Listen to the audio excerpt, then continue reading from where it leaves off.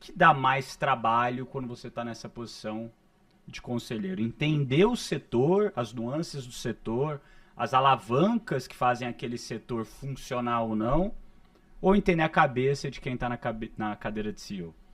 Eu acho que entender a cabeça é mais complicado, mas não é só do CEO, né? Porque o conselho, na verdade, ele faz uma ligação, ele é um elemento de conexão entre quem é o gestor, que a gente pensa muito no CEO, mas é todo um time que é montado pelo CEO, mas também quem são os investidores, os acionistas, né? E aí há toda uma combinação, desde famílias, controladores, investidores, private equities, e o conselho ele fica no meio, então ele precisa entender, na verdade, os dois lados, né? Ele precisa ser um anteparo, ele precisa ser permitir uma passagem fluida, né?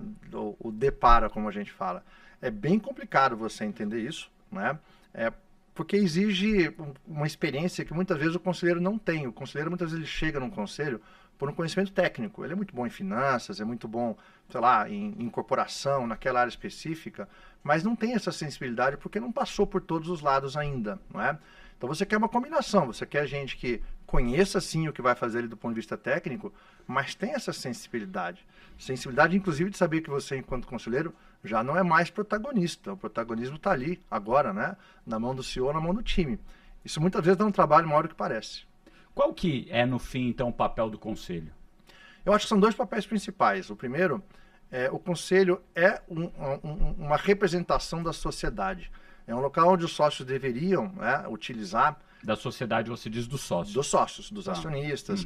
Vamos pensar que uma empresa, quando ela vai crescendo bastante, e às vezes, Nardon, não é nem crescer do ponto de vista de ter investidores, de abrir capital. Pensa numa empresa que já está indo para a terceira, para a quarta geração, e que tem muitos primos, né?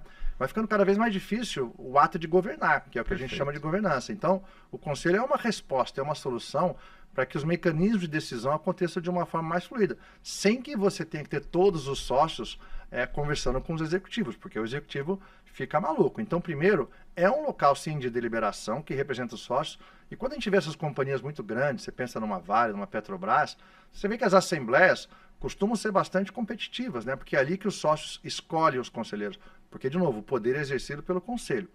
Mas segundo, e para a maioria das empresas que eu acho que vão nos ver aqui, que eu vejo no G4, o conselho tem um caráter consultivo também, não é?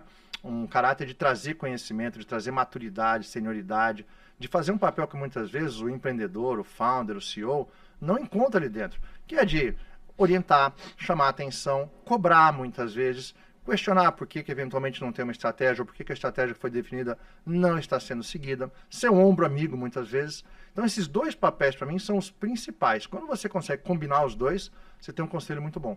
Muito bom, cara. Tem um material que eu já mandei aqui para a turma que ouve os nossos podcasts, que é um material das diferentes salas que a gente tem para uma governança que funciona nas empresas, né? Então imagina que você tem uma casa e daí você vai ter uma sala que é a sala dos sócios. Logo embaixo dela, com uma porta ali que abre e fecha, você vai ter uma sala do conselho. Logo embaixo, uma sala dos executivos e na lateral, uma sala da família. Perfeito. E uma governança bem feita de uma empresa que já está no nível de maturidade maior, ela tem muito bem definido quem são as pessoas que sentam em cada uma das salas, quais são as pautas que deveriam ser objeto de discussão em cada uma das salas e quem tem o poder de decisão em cada uma dessas salas. Porque quando a gente é uma empresa menor, até 50, 100, 150 colaboradores, onde o empreendedor da primeira geração ainda está atuante, muitas vezes o papel de executivo se confunde com o papel de conselheiro, que se confunde com o papel de sócio, que se confunde com o papel da família.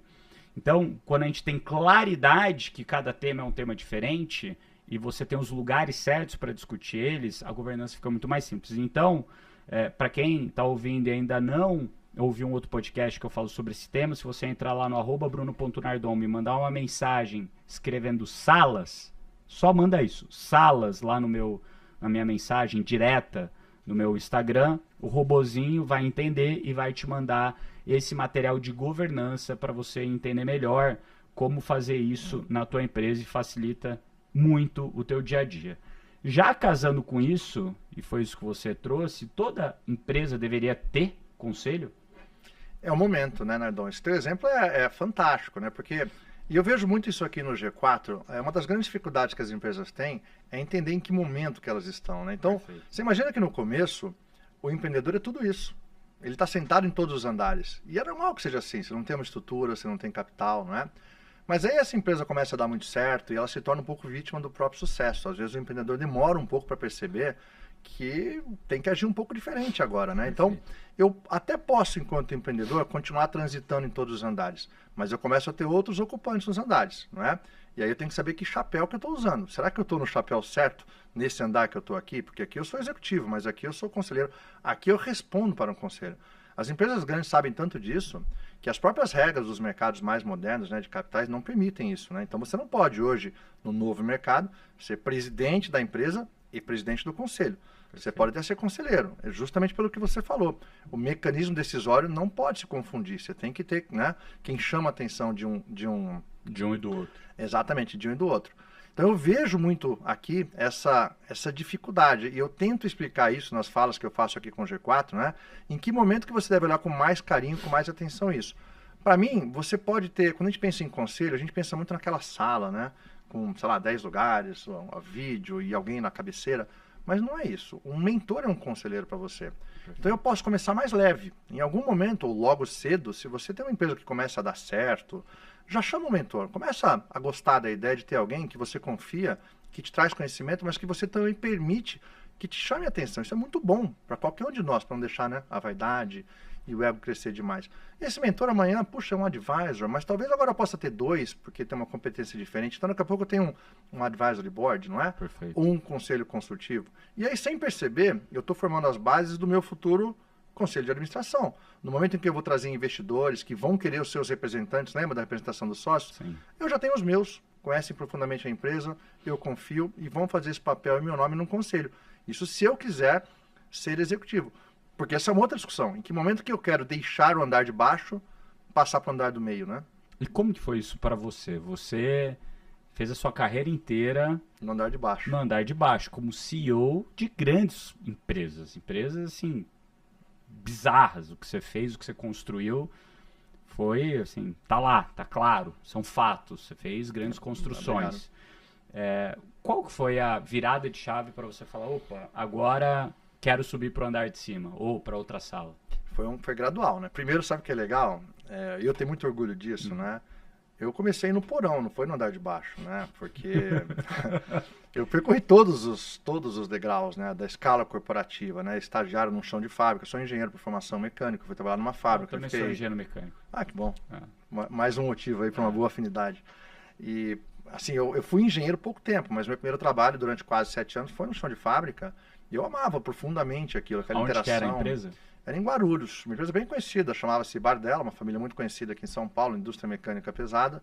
Hoje a fábrica já não existe mais, né? Mas era uma fábrica na época com 3, 4 mil funcionários, bens de capital, aquele maquinário gigantesco. Eu amava aquilo, assim, profundamente.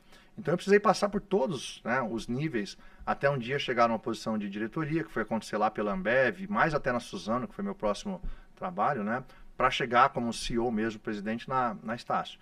E curiosamente, lá no fim da minha gestão na Estácio, por um acaso, eu acabei sendo convidado para o meu primeiro conselho, que foi da Cirela, justamente da Cirela, pela família Horn. Que legal. Que é uma referência impressionante, assim, o que o Eli atingiu. A família toda é fantástica, mas ele é um mito, né? Ele é uma lenda. Ele é um mito. Ele é alguém que a gente precisa... Ele transformou, de fato, o real estate no Brasil, construção civil no Brasil. E a filantropia também, né? Então ele é um grande exemplo de trazer aqui, eventualmente conversar com os empreendedores. As pessoas não raro se apaixonam por ele, e é compreensível.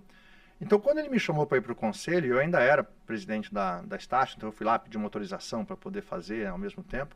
Para mim já era uma preparação para isso, porque eu sempre soube que em algum momento eu gostaria de fazer essa migração, né? Então, já fazia quase 10 anos, na verdade, quando eu tomei a decisão de sair do andar de baixo, que faz pouco mais de 2 anos, e ficar nos 2 andares agora, porque eu também quero começar a investir, eu também quero começar a ficar na outra ponta, né? Que é um pouco mais da parte final do nosso ciclo, né? Não final no sentido de tempo, mas é o último passo, talvez, né? Eu me preparei para isso por muito tempo. E você se prepara para isso tanto sendo um excelente executivo e entendendo a visão do executivo, porque na hora que você sobe de andar, a interação é muito mais fácil. Perfeito. E quando você dá mais um passo ainda, tudo isso é mais fluido ainda porque eu vivi todas essas experiências, né? Então, essa decisão veio um pouco mais de 2 anos atrás, um pouco antes de eu fazer 50 anos. Tem a ver com o desejo, né, de aumentar a minha exposição, de desafiar um pouco mais a intelectualidade, aprender sobre mais setores, transmitir mais conhecimento, foi aí que acabou entrando o G4, né? Mas eu acho que foi muito natural esse movimento. Não foi tão pensado, tão preparado, mas parece que a vida te mostra os caminhos, né? E quando abriu para mim, eu quis fazer. Como é que é esse desafio de ser conselheiro da Cyrela do lado do Eli Horn? É muito interessante. O Eli é uma figura, assim, incrível, porque quando ele me convidou para isso, fazia pouco tempo, talvez uns 2 anos que eu estivesse no conselho. Ele sempre me disse que eu era muito bem-vindo, ele gostava muito, né, da minha forma, da forma que eu cheguei no conselho. E eu acho, Nardon, justamente porque eu entendi o papel do conselho. Ele fez um convite, se eu não me engano, ele tinha no conselho o professor Falcone, que é outro ícone, ídolo. É nosso, então, engenheiro, mais enfim, ainda. Mais ainda, né? Gestores. Quando o Falcone saiu, ele queria trazer alguém que fosse bom em gestão. Então ele foi procurar alguém da Ambev, que tinha, né, um currículo de Ambev ou de 3G, e acabou que alguém acabou me recomendando, eu não vou me lembrar quem é. Ele me convidou, gostou, e eu fui primeiro para o conselho, um conselho normal, né, como conselheiro normal. Isso era 2015, se não me engano. Mas pouco tempo depois, ele começou a me chamar mais para perto dele. Acho que é uma questão de sensibilidade, Sim. de empatia, não é? E, sei lá, 1 ano e meio, 2 anos depois veio esse convite. Aí eu já não era mais da Estácio, né, que é a atual Edux. E ele me faz esse convite para ser presidente do conselho. E eu digo, senhor Eli, como assim? Eu não tenho essa estatura, né? Eu estou aprendendo agora, engatinhando no andar do meio. O senhor quer que... E da Cyrela, uma empresa bilionária. E ele falou assim, olha, Cyrela e Eli Horn são uma coisa só. Vocês precisam entender isso, o mercado precisa entender isso. O que é bom para a Cyrela é bom para mim, o que é bom para mim é bom para a Cyrela, a gente se confunde desse jeito. Que é uma humildade incrível, né? E ele fala, nesse momento eu acho que é melhor para a Cyrela se eu tiver um presidente do conselho que nem você. Ele era o presidente do conselho. Ele era o presidente do conselho. Até pouco tempo antes ele era o presidente da empresa, ele já tinha feito a sucessão, são 2 filhos, né? O Rafael e o Efraim, que são os co-presidentes da Cyrela. E aí ele entendeu que também no conselho deveria haver um presidente de conselho, né, por assim dizer, externo, que é o meu caso. E eu fiquei impressionado com a humildade. E aí eu fiz uma condição para ele. Disse assim, seu Eli, tudo bem, eu aceito, se o senhor quer, é o melhor, mas só se o senhor for co-presidente. Aí ele fala, mas por quê? Eu falo, porque olha, eu sei o que o senhor quer que eu organize um conselho, ajude a escolher os nomes, monte os comitês, a governança, tem uma parte burocrática que realmente... fiscal, auditoria. O senhor tá certo, já foi e tal, eu faço. Mas o senhor é a imagem da empresa, o senhor é o ícone, o senhor é a inspiração das pessoas dentro e fora. Eu não posso perder isso, a empresa não pode perder isso. Aí ele falou assim, mas eu posso? Eu falei, o senhor pode o que o senhor quiser, o senhor é o controlador da empresa, vamos lá, a gente acerta, né? E de fato teve que fazer uma alteração do estatuto, então somos felizes co-presidentes, né? Há 4 termos. Legal. Papéis muito claros. Ele é o grande mentor, o inspirador, o estrategista, ele é atuante, né? Óbvio que não mais como antes, mas ele dá realmente as palavras ali, né? Ele faz muito em família, isso é da cultura dele. E eu aprendi a fazer toda essa parte da coordenação mesmo, né? Da governança. Claro que eu ajudo, né? Em muitas questões também estratégicas, mas imagina a honra que é isso, cara. Que legal, cara. Cada presente, não é? Pô, você tá maluco. Cada conselho, uma aula.